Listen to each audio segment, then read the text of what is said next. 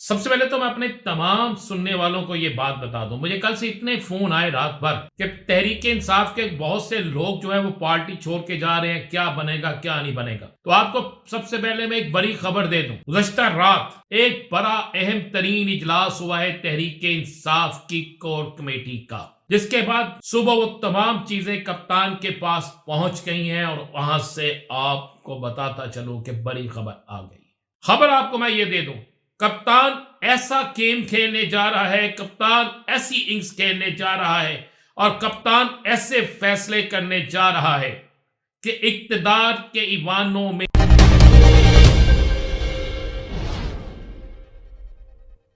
बिस्मिल्लाहिर्रहमानिर्रहीम अस्सलातु वस्सलाम अलैका या सय्यदी या रसूल अल्लाह, अस्सलातु वस्सलाम अलैका या सय्यदी या हबीब अल्लाह। तमाम सुनने वालों को अस्सलाम वालेकुम। मैं हूं राना अजीम और आप देख रहे हैं राना अजीम ऑफिशियल यूट्यूब चैनल और फेसबुक पेज।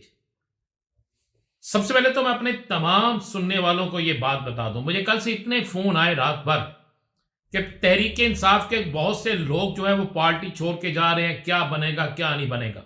तो आपको सबसे पहले मैं एक बड़ी खबर दे दूं, गुज़श्ता रात एक बड़ा अहम तरीन इजलास हुआ है तहरीक इंसाफ की कोर कमेटी का, जिसके बाद सुबह वो तमाम चीजें कप्तान के पास पहुंच गई हैं और वहां से आपको बताता चलूं कि बड़ी खबर आ गई है। आप घबराइएगा मत, बड़ा सरप्राइज आपको मिल जाना है, बहुत बड़े काम सीधे हो जाने हैं। जो लोग पार्टी को छोड़ के जा रहे हैं वो अपना सियासी मुस्तकबिल खत्म कर रहे हैं। खबर आपको मैं ये दे दूं, कप्तान ऐसा गेम खेलने जा रहा है, कप्तान ऐसी इनिंग्स खेलने जा रहा है और कप्तान ऐसे फैसले करने जा रहा है कि इक्तदार के ईवानों में हलचल मच जाएगी। पीटीआई का कारकुन परेशान मत हो, क्योंकि मुझे पता है आप परेशान नहीं होंगे, इसलिए कि आपने जितनी मुसीबत जितने मुश्किल हालात देखे हैं, अब वो हालात तब्दील होने वाले हैं। कुछ दिन इंतजार करना पड़ेगा, कुछ वक्त लगेगा, ज्यादा वक्त नहीं लगेगा। यह खबर आपको दे रहा हूं, बड़ी खबर है कि रात मीटिंग में फैसला हो चुका है। किस जमात में जाना है उसका भी फैसला हो गया। शायद जब आप मेरा यह व्लॉग सुन रहे हो उस वक्त तक आप तक यह खबर भी पहुंच चुकी हो। किसको वजीर आजम का उम्मीदवार नामजद करना है, फैसला हो गया। पंजाब में कौन होगा, किसको इलेक्शन लड़ाना है, फैसला हो गया। केपीके में किसको इलेक्शन लड़ाना है, फैसला हो गया। किस तरीके से फील्डिंग करनी है, किस तरीके से आपने बेहतरीन बैटिंग करनी है, कप्तान ने सब फैसले कर लिए हैं। यह ध्यान में रखिएगा, कप्तान आपकी जंग लड़ रहा है, कप्तान इस कौम की जंग लड़ रहा है और इस कौम ने बेहतरीन तरीके से कप्तान का साथ दिया है। अब जो लोग छोड़ के जा रहे हैं वो अपनी साख तो खत्म कर रहे हैं, उनके घरों के मुहासबे, यानी वो मुहासबे, मैं ये नहीं कहता लाठीचार्ज, मैं ये नहीं कहता पथराव, लेकिन लोटे पकड़ कर लोग अब उसका वो हशर कर रहे हैं कि वो अगली सियासत के लिए नहर हो जाएगा। एक शेर है ना कि अनाए जितनी महंगी हैं जमीर उतने ही सस्ते हैं, खुदाया तेरी बस्ती में ये कैसे लोग बसते हैं। एक तो आपको बता दूं, फिर आपको यह खबर दे रहा हूं, कप्तान बड़ा सरप्राइज दे रहा है। कप्तान ने अहम तरीन फैसले हो गए रात के। अब बड़े लोग आपकी तरफ आते नजर आएंगे, जिन्होंने जाना है कप्तान ने कहा उन्हें जाने दो, और जो चला जाएगा वो अपना सियासी मुस्तकबिल परवेज खटक की तरह, जहांगीर तरीन की तरह, फरदौस आशिक अवान की तरह और बहुत से लोग जो चले गए थे उनकी तरह, सरवर खान की तरह अपना सियासी मुस्तकबिल खत्म कर लेंगे। पहले मैं जरा इस लोटे वसीम कादर साहब का आपको बता दूं।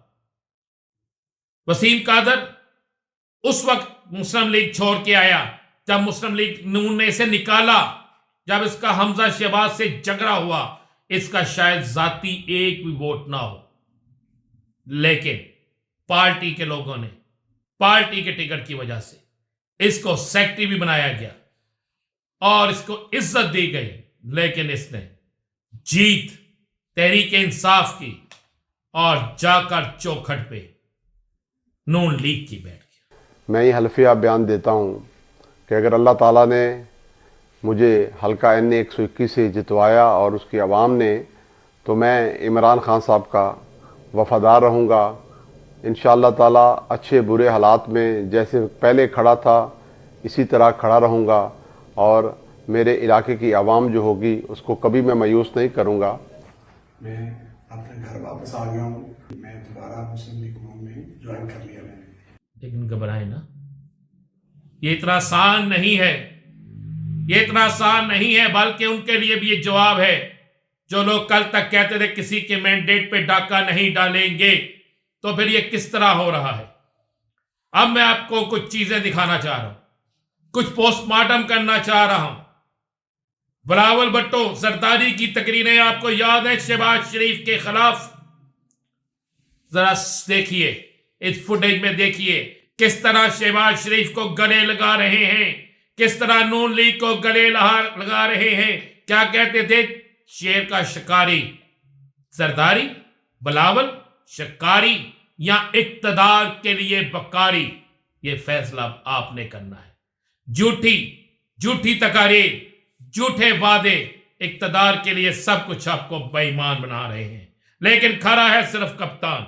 अब आपको एक ऐसी फुटेज दिखाता हूं, बहुत से दानिशवर बहुत से कह रहे थे शायद सहाफी वन साइडेड है जी, धांधली हुई नहीं। ये सब चंद लफ्ज सुन लीजिएगा। ये वो शख्स है जिसको मियां नवाज शरीफ, मरियम नवाज और सब कहते थे जब भावन नगर में जलसा करने गए कि ये शख्स भावन नगर फोटाबाज में और उनाबाद में कि ये शख्स हमारा सबसे खास आदमी है। असल में मुकाबला जो है वो शौकत बसरा और मेरे दरमियान है और मैं इस बात के ऊपर मुत्तफिक हूँ कि असल जो है ना वो जो वोट जो अवाम ने फैसला दिया है उसके मुताबिक रिजल्ट को अनाउंस किया जाए।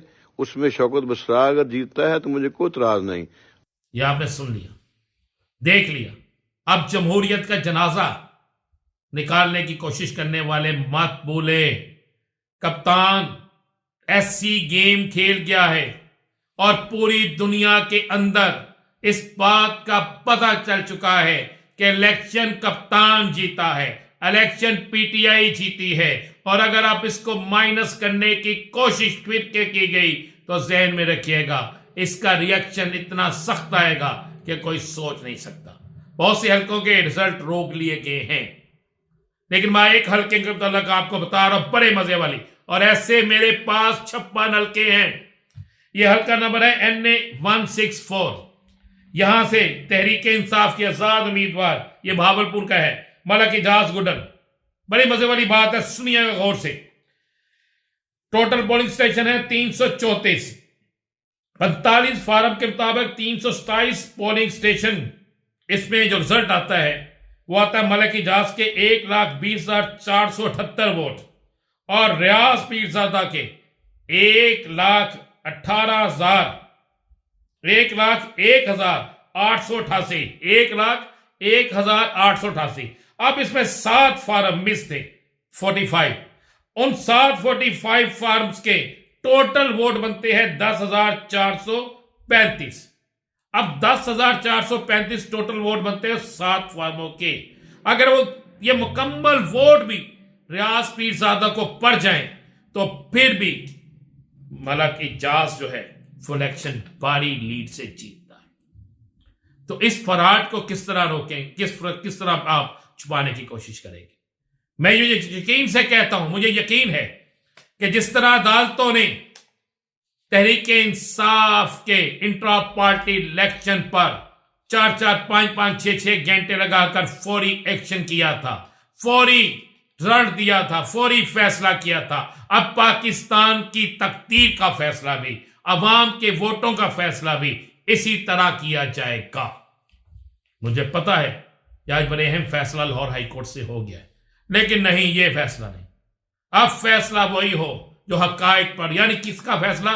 फैसला ये हो कि जनाब जिसने बेईमानी की है उस आरोप के खिलाफ क्या एक्शन होता है, और ये होगा। फिर मैं कह रहा हूं कि बड़ा सरप्राइज मिलना है, रात के बड़े अहम तरीन फैसले हो गए हैं, जिसके बाद इक्तदार के ईवानों में एक बड़ा तूफान आने वाला है।